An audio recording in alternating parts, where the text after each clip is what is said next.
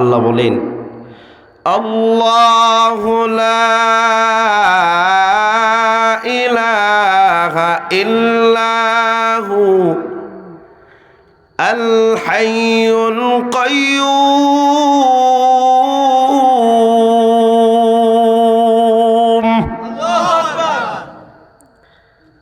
আল্লাহ লা ইলাহা ইল্লাহু আল হাইয়ুল আল কাইয়্যুম। এক হলো আল হাই, দুই নম্বর হলো আল কাইয়্যুম। এরপরে আল্লাহ বলেন, এই হলো দুইটা গুণবাচক নাম। শেষে এই আয়াতের সর্বশেষ বলেন, আল্লাহ বলেন ওহুয়াল আলিয়ুল আযীম।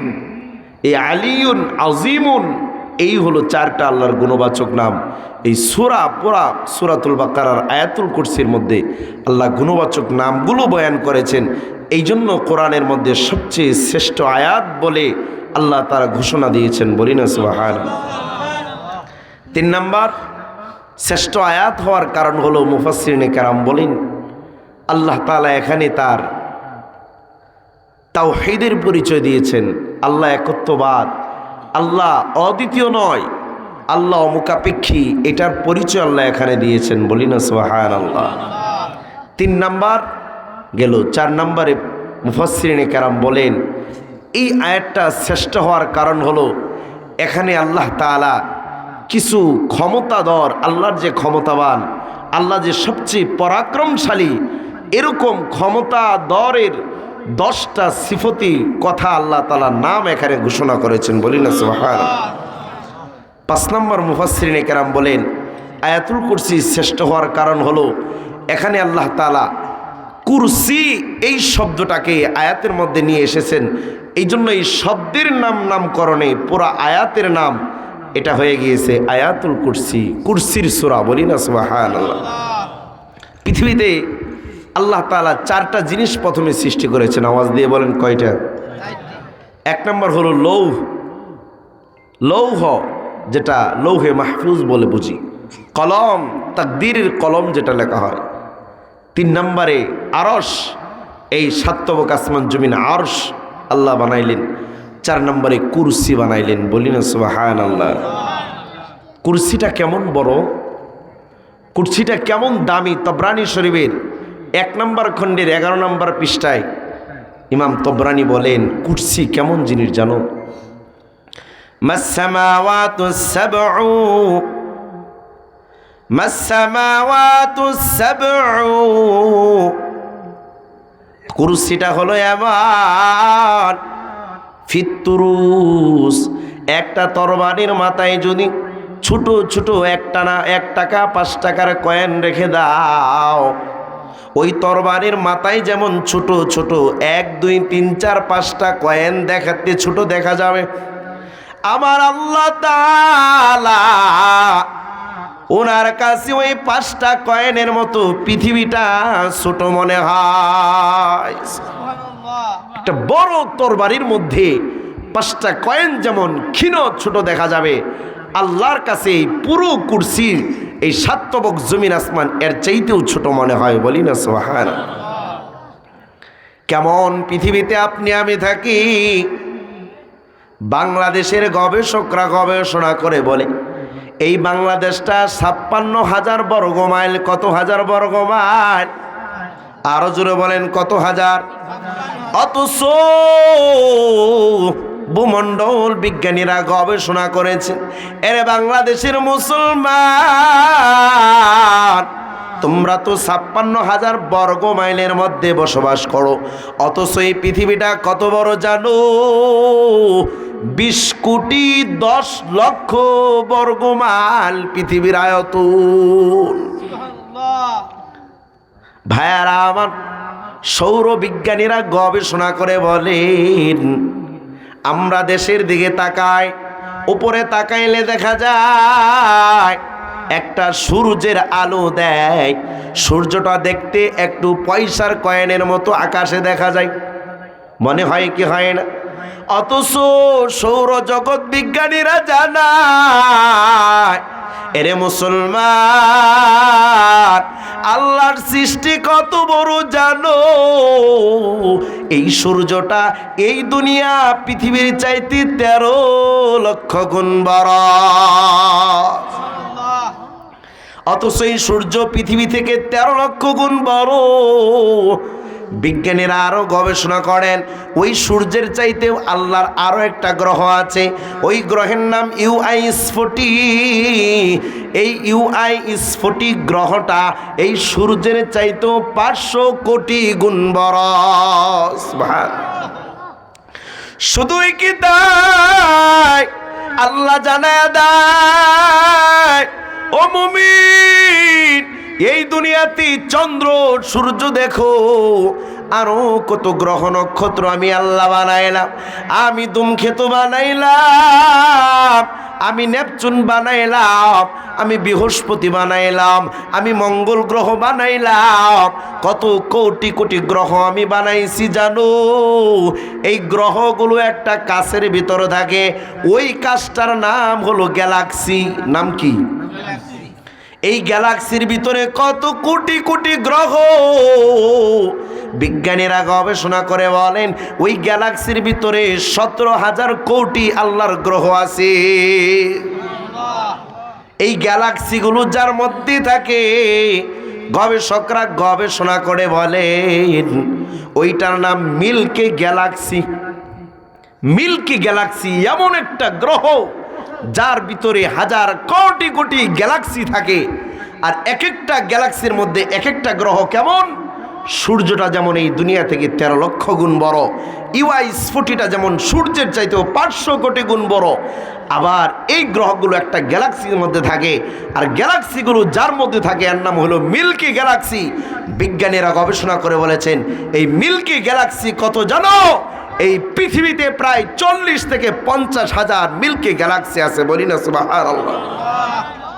আর মিল্কি গ্যালাক্সি এগুলো যার মধ্যে অবস্থান করে, এই মিল্কি গ্যালাক্সির সংখ্যা কত তোমরা জানো না। আরেক গবেষকরা বলেন প্রায় 100 থেকে 200,000 কোটি আল্লাহ তাআলা পৃথিবীতে মিল্কি গ্যালাক্সি রেখে দিয়েছেন। আর 100 থেকে 200,000 কোটি এই মিল্কি গ্যালাক্সি যার মধ্যে থাকে, এটার নাম হলো নবভূমণ্ডল। নাম কি? প্রথম একটা পৃথিবীর মধ্যে এগুলো থাকে। এবার চিন্তা করে দেখেন, প্রথম আসমান, পয়গম্বর বলেন কত বড়। নবী আমার প্রথম আসমান পাড়ি দিতে যায়, পয়গম্বর আদম নবীর সাথে সাক্ষাৎ। আদম নবী আমার ডানে তাকায় হাসে, বামে তাকায় কান্না করে। পয়গম্বর জিজ্ঞাসা করেন, ও আদম নবী আমার, ডানে তাকাইলে কেন হাসেন, বামে তাকাইলে আপনি কেন কাঁদেন? আদম নবী বলেন, ও পয়গম্বর মুহাম্মদ, ডানে তাকাইলে আমি আমার জান্নাতি উম্মতদেরকে দেখতে পাই, আর বামে তাকাইলে আমি আমার জাহান্নামী উম্মতদেরকে দেখতে পাই। এই জন্য জান্নাতি উম্মতের দিকে তাকাইলে আমার বড় আনন্দ লাগে, এই জন্য হাসি। আর বাম দিকে তাকাইলে জাহান্নামীর উম্মতের চেহারা পড়ে যায়। এই জন্য আমি নবী মুহাম্মদ সহ্য করতে পারি না, এই জন্য ভারাক্রান্ত হৃদয়ে কাঁদি। সুবহানাল্লাহ। আমাল সে বনতি হে এ জান্নাত বি জাহান্নাম, এ খাকে ফতরত মিলানা ইহে নানুনি। একটু বুঝাবার জন্য বলি, প্রথম আসমানটা আল্লাহর নবী পাড়ি দিয়া দ্বিতীয় আসমানে চলে গেলেন। ঈসা নবীর সাথে সাক্ষাৎ হয়ে গেল, দ্বিতীয় আসমানেও কথোপকথন হয়ে গেল। কয় প্রথম আসমান থেকে দ্বিতীয় আসমান 500 বছরের রাস্তা। বলিন আল্লাহু আকবার। দ্বিতীয় আসমান পাড়ি দিয়া নবী আমার তৃতীয় আসমানে রওয়ানা। তৃতীয় আসমানে ইউসুফ নবীর সাথে সাক্ষাৎ হয়ে গেল। তৃতীয় আসমান পাড়ি দিয়া 500 বছরের রাস্তা পাড়ি দিয়া চতুর্থ আসমানে চলে গেলেন। চতুর্থ আসমানে আপনার আমার পয়গম্বর ইদ্রিস নবীর সাথে মোলাকাত। সুবহানাল্লাহ। মুফাসসিরিনে কেরাম বলেন ইদ্রিস নবী চতুর্থ আসমানে কেন অবস্থান করে? গবেষকরা বলেছি পৃথিবীতে কোথাও কোনো দেশের মধ্যে ইদ্রিস নবীর রওজা কবর খুঁজে পাওয়া যায় না। ইদ্রিস নবীর দাফন কাফন হয়েছে চতুর্থ আসমানে, তার অবস্থানটা হবে চতুর্থ আসমানে। একবার আজরাইল ইদ্রিস নবীর কাছে আসছে। ইদ্রিস নবীর বড় আমল, ইদ্রিস নবী সব সময় নফল রোজা বেশি রাখতেন। আজরাইল আয়েশা বলেন, ও ইদ্রিস নবী আমার, আপনার সাথে মোলাকাতে আসলাম। ইদ্রিস নবী আজরাইলকে দেখিয়া ভয়ে আতঙ্ক হয়ে গেলেন। ও আজরাইল ফেরেশতা, তুমি যার কাছে যাও তাকেই তো খতম করে ফেলো, তাকেই তো মৃত্যু নামক গজব দিয়ে দাও। এরে আজরাইল, আমি ইদ্রিস নবীর কি জীবন হায়াতের শেষ বিদায়ের ঘন্টা বেজে যাবে নাকি?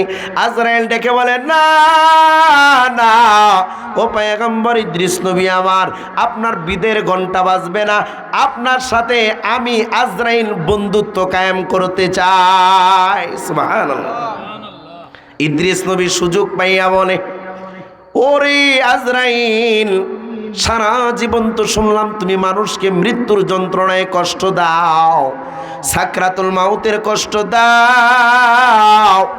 ও আজরাইল,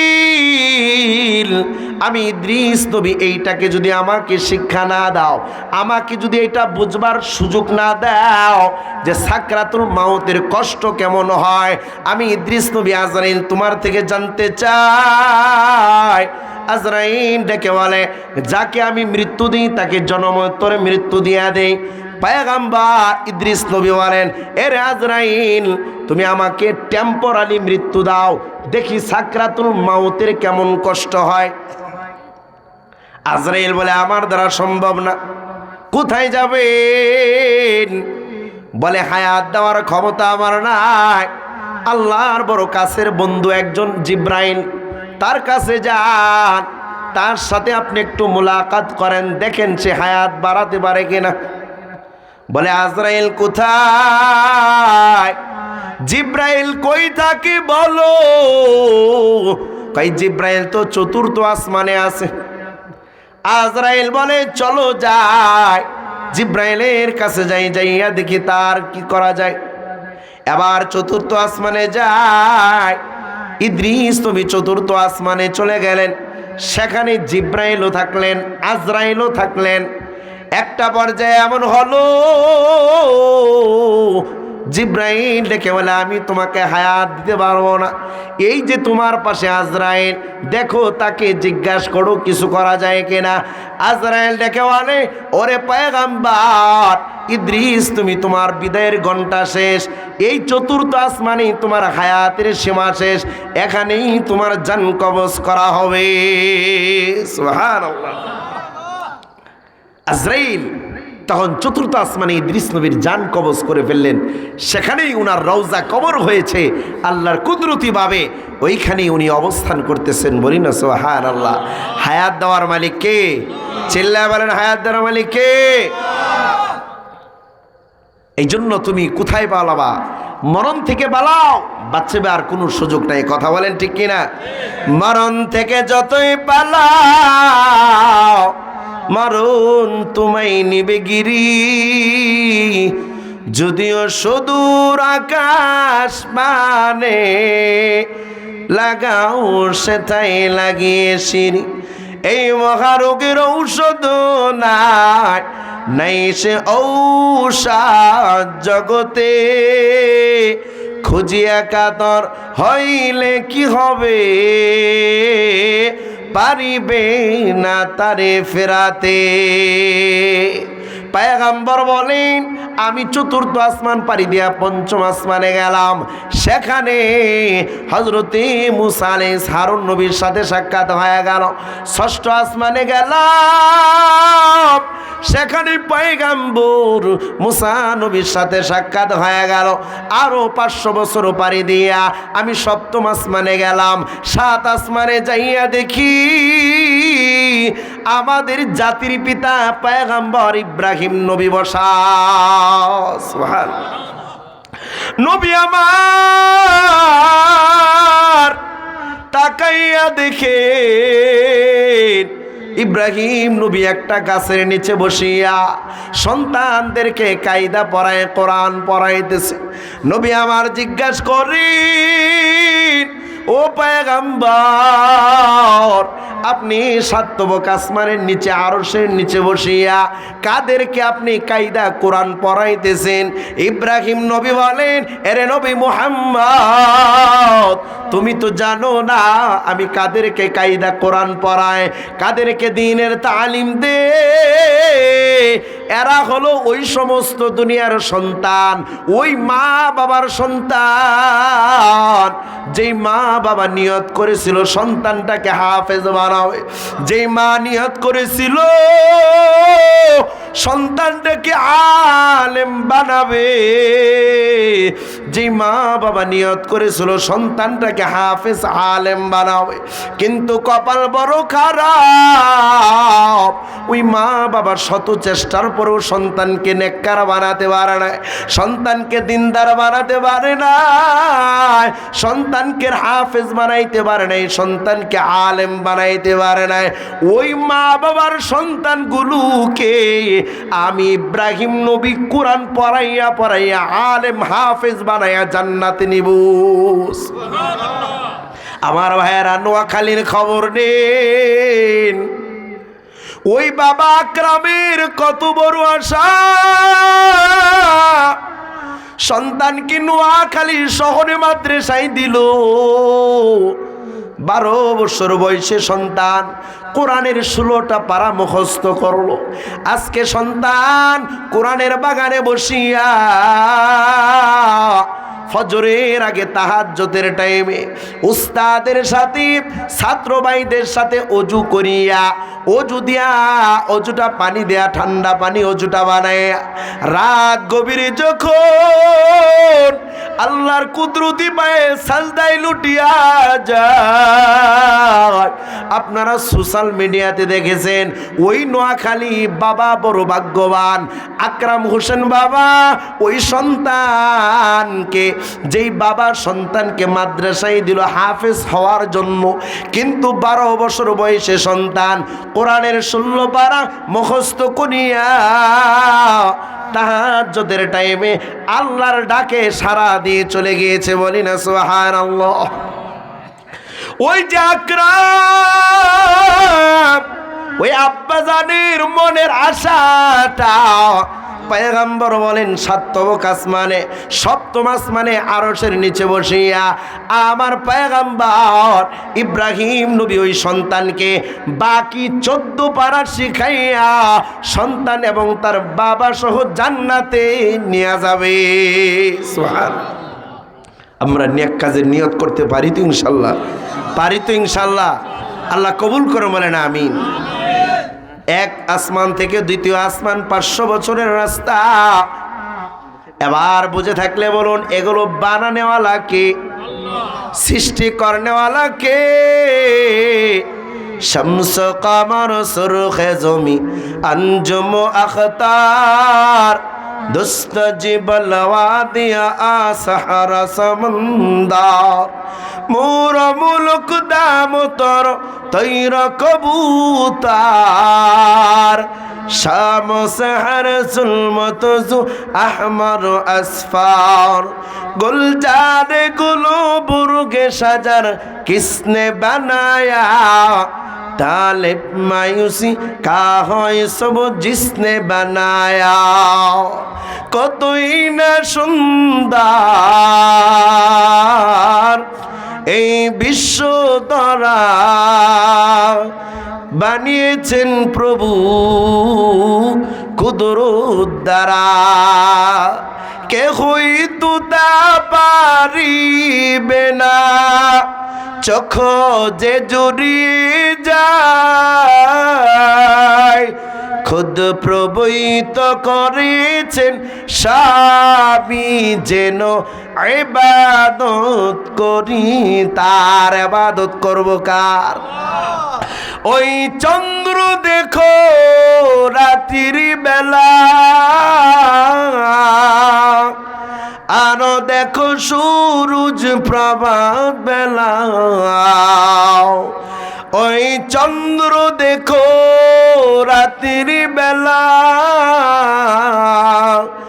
আরো দেখো সূরজ প্রভাত বেলা দিন বাই রাত হয় গগনেতে চলছে তা নিজ কক্ষপথে ঝিকিমিকি আলোর দ্বারা করছে উজ্জ্বল বিশ্ববরা কেহই তো তা পারিবে না চক্ষু যে জুড়িয়ে যায় খুদ প্রভুই তো করেছেন সাবি যেন ইবাদত করি তার ইবাদত করব কার অথচ আপনি আমি বুঝি বাউল ফাউলরা বুঝে না আসমান জমিন কে বানাইলো বিশ্বাস করতে চায় না তাই ইবাদত করব কার ওই বাউল নামক আবুল সরকার বলে আল্লাহর তো আগা পাছা কিছুই নাই বলি না নাউজুবিল্লাহ ওই বান্দা কাফের না মুমিন আরো জোরে বলেন কাফের না মুমিন ওই বাউল নামক ফাউল ডেকে বলে ইবাদত করব কার আল্লাহ তো কোরআনের সূরা নাসের মধ্যে বলছে নাসার মতো নাচো যত পারো ফুর্তি করো বলি না নাউজুবিল্লাহ সে বলে কুল আউযু বিরাব্বিন নাস মালিকিন নাস ইলাহিন নাস আল্লাহ শুধু কোরআনে নাচতেই কইছে নাচ মুনাতে করমু কি আওয়াজ দিয়ে বলেন না নাউজুবিল্লাহ এই সমস্ত ফাউল বন্ডদের জায়গা বাংলার জমিনে হবে না কথা বলেন ঠিক কিনা বাউল নামক ফাউলরা সব খুব বেড়েছে বাউল নামক ফাউলরা সব খুব বেড়েছে ঠিক কিনা আল্লাহ রাসূল কিছুই নয় তাদের কাছে বলো বাউল নামক ফাউলরা সব খুব বেড়েছে আল্লাহ রাসূল কিছুই নয় তাদের কাছে ওদের আজ থামাতে হবে শক্ত করো হাত ওদের আজ থামাতে হবে শক্ত করো হাত সারা বাংলায় মেতে উঠুক কঠিন প্রতিবাদ ঠিক না সারা বাংলায় মেতে উঠুক কঠিন প্রতিবাদ মুর্দাবাদ মুর্দাবাদ বাউল গোষ্ঠী মুর্দাবাদ মুর্দাবাদ মুর্দাবাদ বাউল গোষ্ঠী মুর্দাবাদ নিপাত যাক বাউল ফাউল নিপাত যাক বলো মুর্দাবাদ মুর্দাবাদ বাউল গোষ্ঠী মুর্দাবাদ নিপাত যাক বাউল ফাউল নিপাত যাক শান্ত বাংলায় ওদের কালচার ছড়িয়ে দিতে চাই শান্ত বাংলায় ওদের কালচার ছড়িয়ে দিতে চাই আল্লাহর সৃষ্টির কটূক্তি করার সাহস কোথায় পায় ঠিক কিনা শান্ত বাংলায় ওদের কালচার ছড়িয়ে দিতে চায় আল্লাহর সৃষ্টির কটূক্তি করার সাহস কোথায় পায় বাউলদের কালচার যদি জানতেই তুমি বাউলদের কালচার যদি জানতেই তুমি মাথায় দিতে হাত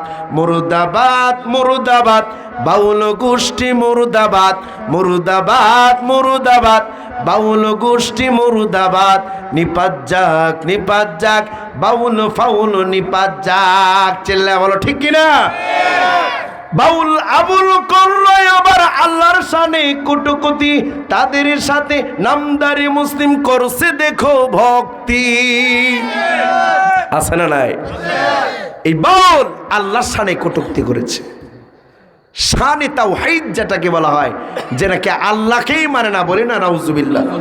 বাউল ফাউল করলো আবার আল্লাহর শানে কুটকুতি, তাদের সাথে নামদারি মুসলিম করলো দেখো ভক্তি।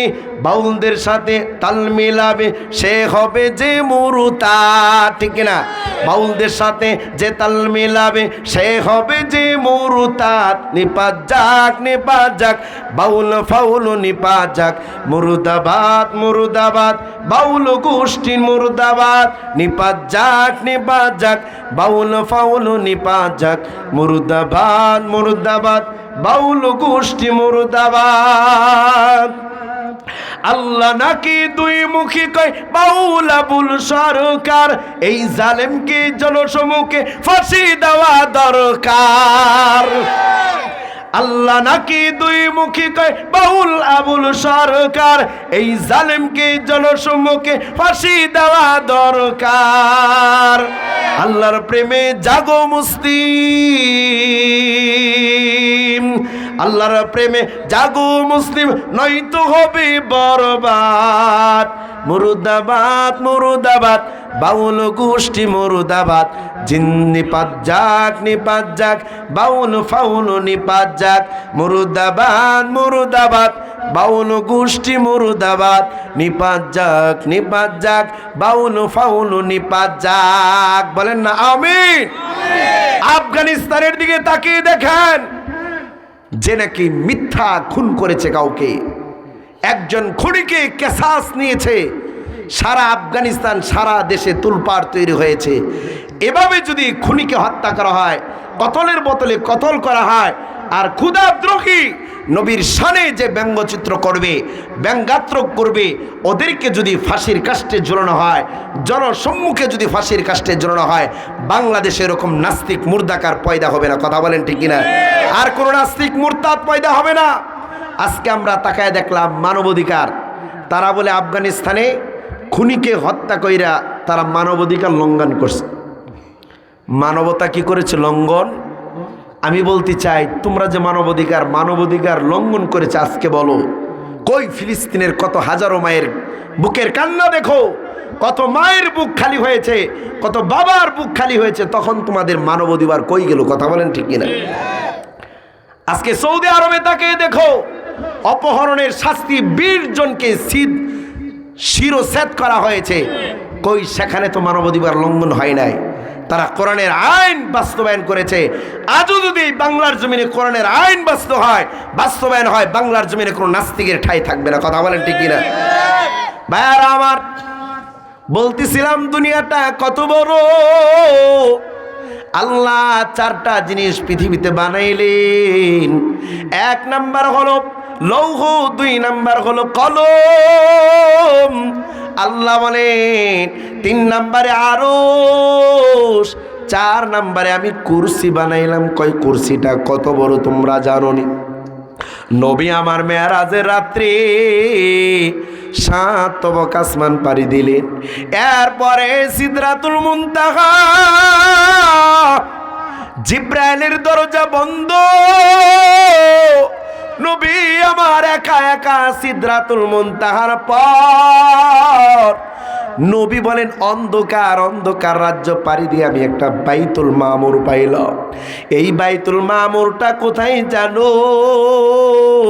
কই বাইতুল মামুরটা বাংলাদেশ নয়, বাংলা ওই আরব দ্বীপে সৌদি আরবে যে খানে কাবাটা আছে এর বরাবর হলো বাইতুল মামুর। পয়গম্বর বলেন আমি তাকাইয়া দেখলাম এই বাইতুল মামুরে হাজার হাজার কোটি কোটি ফেরেশতারা তওয়াফ করে। জিবরাইল আমিন বলে জানেন আল্লাহর ইশারায় পয়গম্বর ওহির মাধ্যমে জানতে পারে, ও পয়গম্বর এই বাইতুল মামুরে যারা একবার তওয়াফ করে কিয়ামতের আগে আর কেউ তওয়াফের সুযোগ পাবে না। বলি না সুবহানাল্লাহ। এবার চিন্তা করেন আল্লাহর তৈরি ফেরেশতা কত কত হাজারো কোটি কোটি আছে। মায়ার নবী আমার বাইতুল মামুর পাড়ি দিয়া এবার আল্লাহর আরশের নিচে তাকায়া দেখেন আল্লাহর আরশটা 4 কিংবা 8 জন ফেরেশতারা কাঁধে নিয়ে দাঁড়ায় রয়েছে। যেই ফেরেশতাদের মাথা হলো আল্লাহর আরশের, পা হলো তাদের জমিনে। সুবহানাল্লাহ। আল্লাহর নবী বলেন আরশ পাড়ি দেওয়ার পর তাকায়া দেখলাম একটা চেয়ার। এই চেয়ারটাকেও 4 জন কিংবা 8 জন ফেরেশতা ধরে রয়েছে। ওই চেয়ার কিংবা এর মাঝামাঝি আমার রব আল্লাহর অবস্থান। সুবহানাল্লাহ। ওই কুরসি চেয়ারটা কত বড়! আল্লাহ বলেন দুনিয়াটা যত বড়, 7 মুখ আসমান যত বড়, বাইতুল মামুরটা যত বড়, আল্লাহর গ্রহ নক্ষত্র যত বড়, এই সব কিছুর চাইতে বড় আল্লাহর কুরসি কুদরতি চেয়ার। বলি না সুবহানাল্লাহ। ওই চেয়ার কুরসি এই শব্দটা আয়াতুল কুরসির মধ্যে আছে বিদায় আয়াতের নাম হয়েছে কুরসির আয়াত। বলি না সুবহানাল্লাহ। কত বড় আল্লাহর কুরসি! তাহলে শ্রেষ্ঠ হওয়ার 5 নম্বর কারণ এটাই যে এখানে কুরসি, আল্লাহর কুরসি, সেই কুদরতি চেয়ারের কথা এখানে আসছে। এই জন্য কোরআনের মধ্যে সবচেয়ে শ্রেষ্ঠ আয়াত হয়ে গেছে আয়াতুল কুরসি। বলি না সুবহানাল্লাহ। এবার আসেন এই আয়াতুল কুরসি দিয়ে আমরা কি করব? এটা দিয়ে কি করা যায়? আমাদের একটু আমলের পন্থা বাতলাতে হবে। এই আয়াতুল কুরসি সম্পর্কে যদি ফজিলত বলতে চায়, একে একে আমি আপনাদের সামনে 9টা ফজিলত বলতে পারবো, কিন্তু কতটুকুন সময় হবে সেটা বুঝতে পারবো না। কিন্তু আমরা একটু আগাতে থাকি, আয়াতুল কুরসি সম্পর্কে আমরা একটু বলি।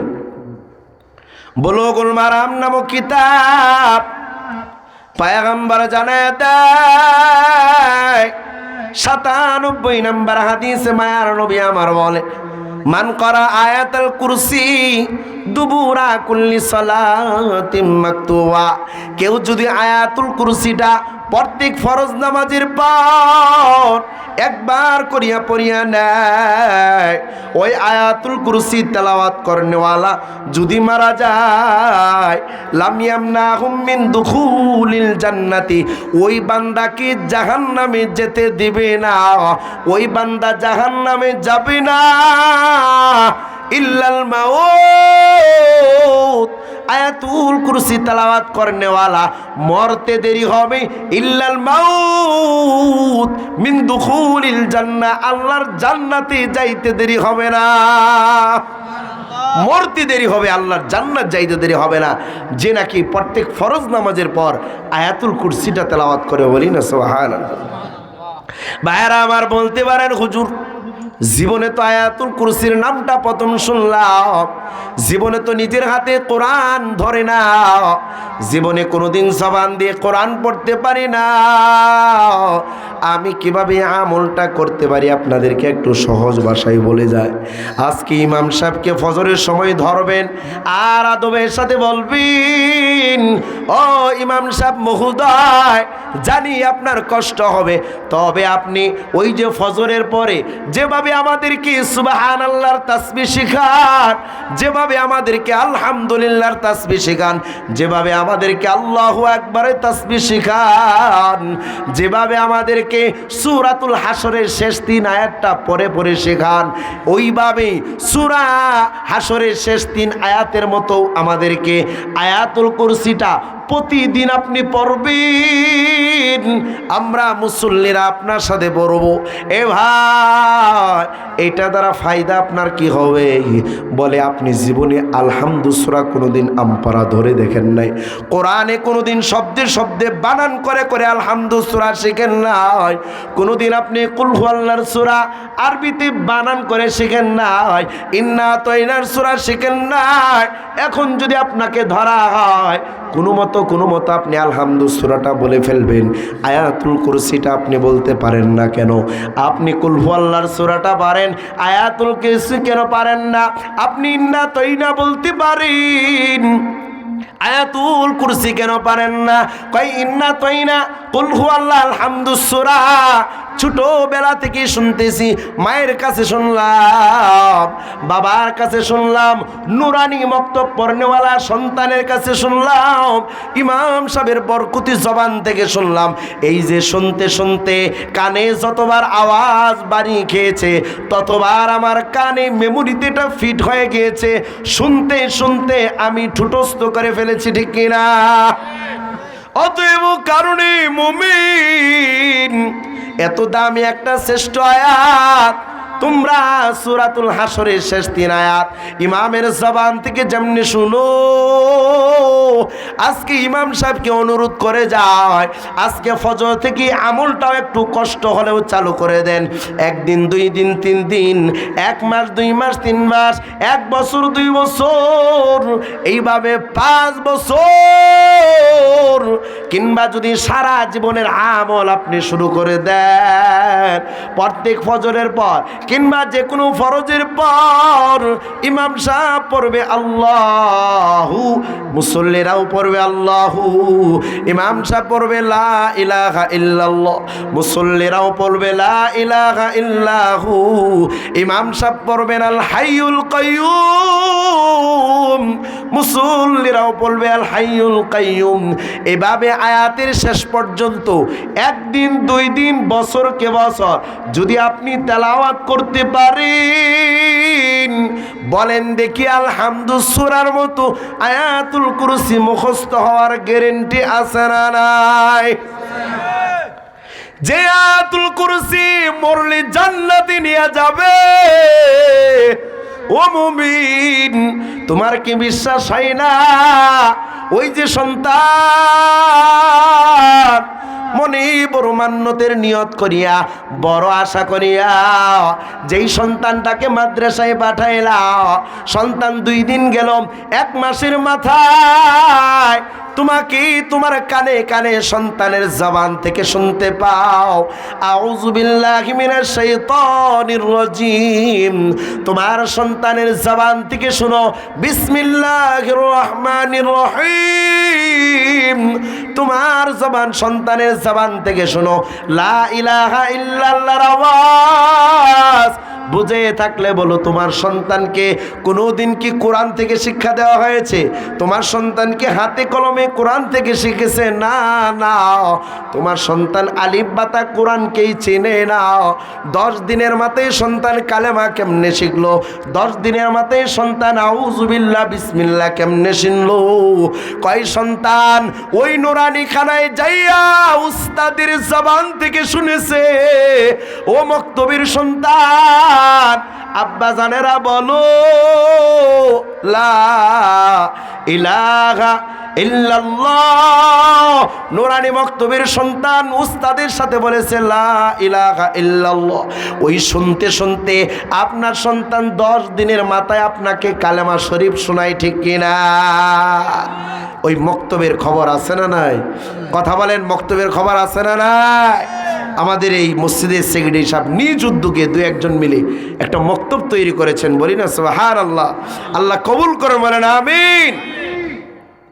আব্বু শোনো, আম্মু শোনো, চোখ সিলেট দাও হাতে, অন্য কোথাও যাব না মা, যাব মক্তবেতে। আব্বু শোনো, আম্মু শোনো, চোখ সিলেট দাও হাতে, অন্য কোথাও যাব না মা, যাব মক্তবেতে। হাট্টিমা টিম টিম ওদের খারা দুটো সিং, এমন পরায় কায়েম হবে না তো খুদার দিন, ঠিক না? হাট্টিমা টিম টিম ওদের খারা দুটো সিং, এমন পরায় কায়েম হবে না তো খুদার দিন। কায়েম করতে খুদার দিন, আই ছোটে আই রে নবীন, যাব মক্তবেতে। আব্বু শোনো, আম্মু শোনো, চোখ সিলেট দাও হাতে, অন্য কোথাও যাব না মা, যাব মক্তবেতে। আল্লাহ কবুল করেন, বলেন আমি। 2 নাম্বার ফজিলত, আয়াতুল কুরসি সম্পর্কে পয়গম্বর জানায় দেয়, কেউ যদি ঘুমের সময় আয়াতুল কুরসি পরে পরে ঘুমায় যায়, ওই রাত্রে বান্দার যদি ঘটনাক্রমে ইন্তেকাল হইয়া যায়, পয়গম্বর বলেন ঘুমন্ত ব্যক্তি ঘুমানোর আগে যে আয়াতুল কুরসি পরে পরে ঘুমাইলো, ঘুমের মধ্যে যদি মারা যায়, ওই মৃত ব্যক্তি ঘুমন্ত ব্যক্তি মরতে দেরি হবে, আল্লাহর জান্নাতে যাইতে দেরি হবে না। পয়গম্বর আমার 4 নম্বর আয়াতুল কুরসির ফজিলত জানায়া দেয়। পয়গম্বর আমার বলেন কেউ যদি দুনিয়াতে অসচ্ছলতায় ভোগে, গরিব, এক বেলা খাইলে আরেক বেলা খাইতে পারে না, সারাদিন মাথার ঘাম পায়ে ফালাইয়া কত টাকা ইনকাম করে, কিন্তু ঘরে আসার পরে ঝগড়া, ঘরে আসার পরে অভাবের কোনো শেষ নাই, শুধু অশান্তি অশান্তি। কৃষক ভাই কত কৃষি কাজ করে, কত টাকা কত ধন সম্পদ ঘোলাই বরে, কিন্তু ঘরে শান্তি নাই, অভাবের পরে অভাব। মায়ার নবী আমার বলেন কেউ যদি ঘরে ঢোকার সময় ডান পা বাড়াইয়া আয়াতুল কুরসি পরে পরে ঘরে ঢুকতে পারে, আমার আল্লাহ ওই আয়াতুল কুরসি তেলাওয়াতের আমলের বদলতে ওই বান্দার ঘরের দরিদ্রতা ফেরাইয়া দিবে, ধনী বানাইয়া দিবেন, দরিদ্রতা থেকে আল্লাহ তাআলা সচ্ছলতা ফিরাইয়া দিবেন। বলি না সুবহানাল্লাহ। ভাইয়ারা আমার পয়গম্বর বলে 4 নম্বরে যদি কেউ আয়াতুল কুরসি পড়িয়া নাই, এই আয়াতুল কুরসি পড়ার দ্বারা কোরআনের 4 ভাগের 1 ভাগের তেলাওয়াত হয়ে যাবে। মায়ার নবী আবার মসজিদে নববীর মধ্যে এক সাহাবীকে বলেন হাল তাজাওয়াজতা, এ আমার সাহাবী তুমি বিবাহ করেছো নাকি? সাহাবী ডেকে বলেন মা তাজাওয়াজতা, আমি বিবাহ করি নাই। পয়গম্বর বলেন কেন বিবাহ করো নাই? সাহাবী ডেকে ডেকে বলেন পয়গম্বর বিবাহ করলে তো আমার টাকা পয়সা লাগবে, দিনার দিরহাম বলতে তো কিছুই নাই। পয়গম্বর বলেন ও সাহাবী আওয়ালাইসা মাআকা ইযা জাআ নাসরুল্লাহ, তুমি কি ইযা জাআ নাসরুল্লাহ সূরাটা পারোনি? সাহাবী বলেন নাআম ইয়া রাসূলুল্লাহ, আমি তো ইযা জাআ নাসরুল্লাহর সূরাটা পারি। পয়গম্বর বলেন হুয়া রুবুল কুরআন, এই সূরাটা একবার পড়লে কোরআনের 4 ভাগের 1 ভাগ তেলাওয়াতের সওয়াব পাইবা। সুবহান। মায়ার নবী আমার বলেন এর সাহাবী বলো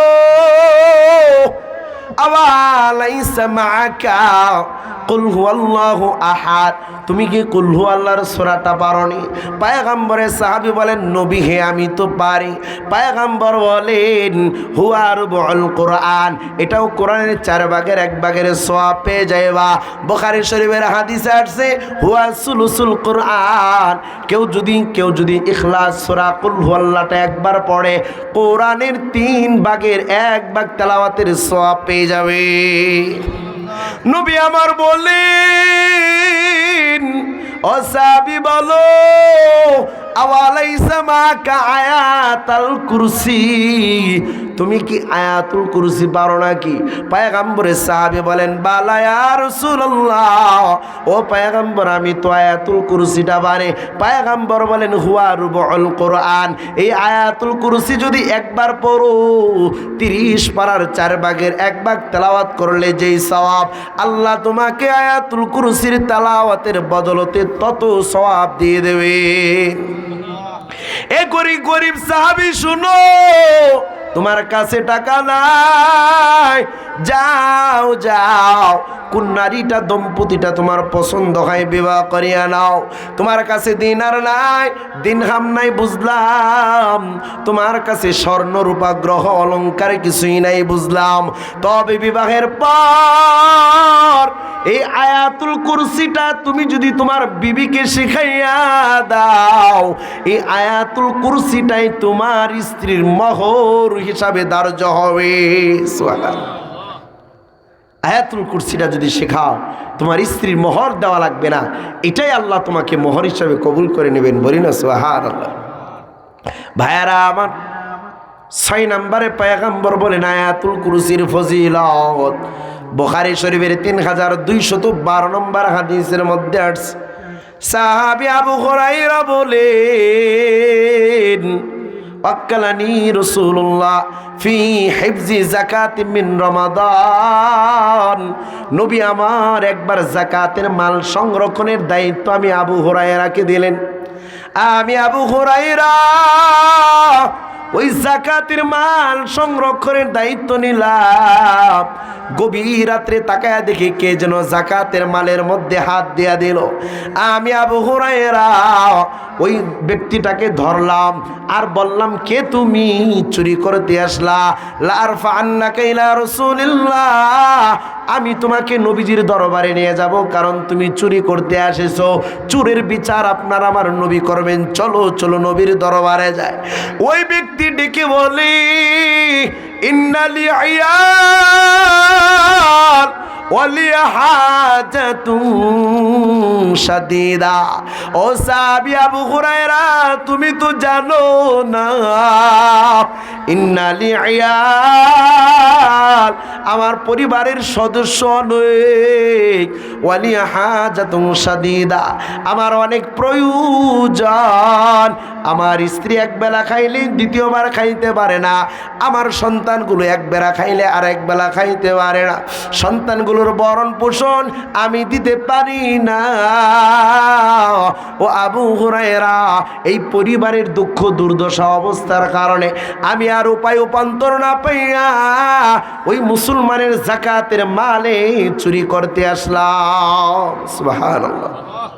মনে রাখবেন, চোর দুই প্রকার, এক হলো অভাবের চোর আর এক হলো স্বভাবের চোর। কয় প্রকার? অভাবের চোর আর এক হলো স্বভাবের চোর। অভাবের চোর হলো এই যে এই চোর পরিবারে খাবার খাইতে পারে না, খাওয়াইতে পারে না, চিকিৎসা নাই, ব্যবসা নাই, চাকরি নাই, বাকরি নাই, কি করবি উপায় উপান্তর না পাইয়া আরেকজনের মালে গিয়ে হাত দেয়। আরেক হলো স্বভাবের চোর, ধন সম্পদের অভাব নাই, পদপদবীর অভাব নাই, এমপি মন্ত্রীর লকবির অভাব নাই, এরপরেও কালবাট বানাইতে যাইয়া রডের বদলে বাঁশ দেয়। বয়স্ক ভাতার টাকা নিতে যাইয়া দিবে কিছু, আবার অগ্রিম কিছু নিয়ে নেই।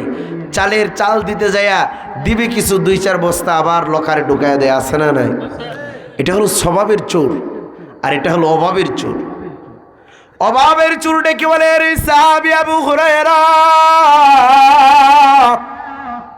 আমার পরিবারে একবেলা খাবার খাইলে আর একবেলা খাইতে পারে না। আবু হুরায়রা বলেন, আমার বড় দয়া হয়ে গেল, চোরের মায়া কান্না দেখে আমি আর ধৈর্য কোলায় না, আমি ওই চোরকে ছেড়ে দিলাম। কারণ আবু হুরায়রা, তার নাম কিন্তু আবু হুরায়রা না। নবী আমার বড় আদর করে তার নাম দিয়েছেন আবু হুরায়রা।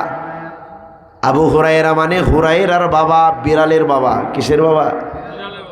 হুরায়রা মানে এই সাহাবী বিড়াল বড় পছন্দ করতেন, এই জন্য বিড়ালকে বড় আদর করতেন। নবী আমার হাতে যখন সাহাবীটা ইসলাম গ্রহণ করলেন, নবী আমার একটু আনন্দ দেবার জন্য রসিকতা করিয়া এই সাহাবীকে আবু হুরায়রা মানে বিড়ালের আব্বা বলে ডাকতেন। বলি না সুবহানাল্লাহ। সাহাবীরা বিড়ালকে বড় পছন্দ করতেন, এই জন্য আল্লাহর নবী তাদেরকে বিড়ালের বাপ পর্যন্ত ডেকেছেন। কারণ বিড়াল লালন পালন করা এটা অসুবিধার কিছু না, বরং নেকের কাজ। আর বিড়ালকে হত্যা করা এটা জায়েজ নয়, বরং গুনাহের কাজ। ঠিক কিনা? এর যুবক, সোশ্যাল মিডিয়ার খবর নেই, গত পরশু দিনই তো দেখলাম কত বড় কপাল পোড়া ওই সন্তান, যে নাকি লোহার লকাবে বরিয়া একটা খাঁচার মধ্যে তালাবদ্ধ করিয়া একটা বিড়াল, জীবিত বিড়ালকে জ্বলন্ত আগুন জ্বালায় খাঁচাটাকে আগুনের মধ্যে ফেলে দিয়েছে। আর বিড়ালটা একবার ডানে যায়, আর একবার বামে যায়, একবার সামনে যায় আর একবার পিছনে যায়, উপরে যায়, কোথাও তো সে ছুটতে পারে না, কারণ লকআপটা, খাঁচাটা তালাবদ্ধ। একের পর এক সময় যাইতে যাইতে বিড়ালটা আগুনে ছানা হয়ে গেল। বলি না নাউজুবিল্লাহ। এর যুবক, তোর কি একটু মায়া হইল না? আল্লাহর সৃষ্টি কত বড় সৃষ্টি, যে আবু হুরায়রাকে নবী আমার আদর করে করে বিড়ালের বাবা পর্যন্ত ডাকতেন। আজকে যুবক, তোর অন্তরে কোনো মায়া নাই। বিড়ালের মতো একটা পাক পবিত্র প্রাণীকে তুই এমনি কোরআনের আগুনের মধ্যে, তুই খাসির মধ্যে ভরে ভরে জ্বালায়া দিলে, ওই বিড়ালে তো একটা প্রাণ আছে, কথা বলেন আছে না নাই? আজকে যদি যুবক তোকে যদি লকাবি ঢুকাইয়া খাসার মধ্যে তালাবদ্ধ করে বিড়ালের মতো আগুনে জ্বালাইয়া দেয়া হয়তো কি অবস্থা না হতো। ওই গফরগাঁওয়ের টিকটকার ওই আলামিনের খবর নাও, যে আলামিন টিকটকার ভিডিও বানাইতে যাইয়া পুকুরের মধ্যে আগুন জ্বালাইয়া সে ভিডিও বানাইতে চাইছিল। একটা পর্যায়ে আল্লাহ তাআলার কি কুদরতি ফয়সালা, ওই আগুনের মধ্যে তাকে পড়ে যেতে হয়েছে, যার কারণে ঢাকা ওই বারনান হাসপাতালে তাকে চিকিৎসা করতে হচ্ছে। এই জন্য মনে রাখবা, আগুন এটা আল্লাহ তাআলার একটা গজবের নাম। আগুন কাকে কখন গজবের মধ্যে ফেলায়া দেয়, আল্লাহর নবী জানায়া দেয়। তিরমিজি শরীফের 10-21 নম্বর হাদিসের মধ্যে আছে, দুনিয়াতে যখন 15টা বদ অভ্যাস চালু হয়ে যাবে, তখন দেখবা তোমাদের মধ্যে কিয়ামতের আলামত আগুন নামক গজব চালু হয়ে যাবে। বলি না নাউজুবিল্লাহ। 1 নম্বরে নবী বলেন, ইজা কানাল মাগনামু দুয়ালা, যখন দেশের সরকার দেশের সম্পদকে বাপ দাদার সম্পদ মনে করবে। বলি না নাউজুবিল্লাহ। দেশের সম্পদকে নিজের বাপ দাদার সম্পদ মনে করবে। আমাদের আগের ফেসিস্ট প্রাইম মিনিস্টার খবর নেন নাই, সে এমনও বক্তৃতায় বলেছে, আমি ভারতকে এমন দেওয়া দিলাম, ইতিহাস ভুলে যাবে, বাংলাদেশের মানুষ স্মরণ করবে, ভারতবাসীরাও স্মরণ করবে যে আমি এত দেওয়া দিছি, ভারতবাসী আমাকে ভুলবে না। যার কারণে বুবুজানকে তারা চেয়ারে বসে খাওয়াইতেছে। কথা বলেন ঠিক কিনা? দেশে আগুন লাগায় গেছে, দেশের সম্পদ আত্মসাৎ করে মাসুমকে মানুষকে এখন ফকিরের ভিক্ষার থলি হাতে দিয়ে গেছে। কথা বলেন ঠিক কিনা? দেশে আগুন লাগাইয়া জনতা কি জ্বালাইয়া পালাইয়া ছাইরা গেল ঢাকা, গণভবনটা এখন ফাঁকা। ঠিক কিনা যুবক? এই যুবক ঠিক কিনা বলো? দেশে হে আগুন লাগাইয়া জনতা কি জ্বালাইয়া পালাইয়া ছাইরা গেলে ঢাকা, গণভবনটা এখন ফাঁকা। বুবুরে গণভবনটা এখন ফাঁকা, নেত্রী রে গণভবনটা এখন ফাঁকা। দেশে হে আগুন লাগাইয়া আলেমদের কি জ্বালায়া পালাইয়া ছাইরা গেলে ঢাকা, গণভবনটা এখন ফাঁকা। নেত্রী রে গণভবনটা এখন ফাঁকা। মন্ত্রী রে গণভবনটা এখন ফাঁকা। আরে অধিকারের কথা বলেছিলে রাজাকার, আরে অধিকারের কথা বলেছিলে রাজাকার। দেশবাসী বুঝে গেল তুমি বড় স্বৈরাচার। কথা কয় না গে? আরে অধিকারের কথা বলেছিলে রাজাকার, দেশবাসী বুঝে গেল তুমি বড় স্বৈরাচার। ও তোমার নেই তো শরম লাজ, তুমি বড়